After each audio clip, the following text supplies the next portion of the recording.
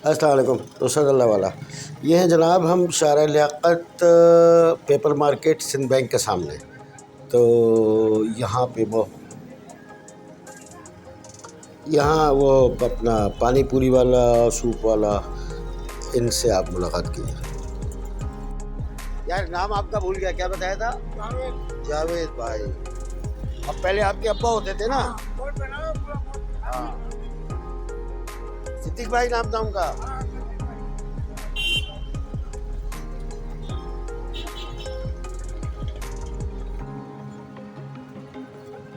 पहले भी मैं काफ़ी दफ़ा लेके गया उससे, बहुत लाजवाब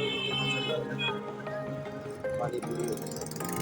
और ये बिल्कुल वहाँ खड़े हुए हैं बरसों से जहाँ ये सैफी सूप वाला है, बहुत पुराना, बहुत पुराना। पहले ये ठेला लगाता था, तकरीबन मेरे ख्याल है 6-8 महीने हुए इसमें माशाल्लाह दुकान है। और अब उसके बराबर ये एक बर्गर वाला अभी खुला है, उसको मेरे ख्याल है 6 महीने। अब ये पूरा जो है एक कॉर्नर बन गया है, फूड कॉर्नर बन गया है। बर्गर वाले को तो मैंने कभी ट्राई नहीं करा, लेकिन हाँ मैंने सूप बहुत दफ़ा किया यहाँ से, और बहुत मशहूर है ये यहाँ पाकिस्तान चौक या पेपर मार्केट में जो सूप वाला कहलाता है।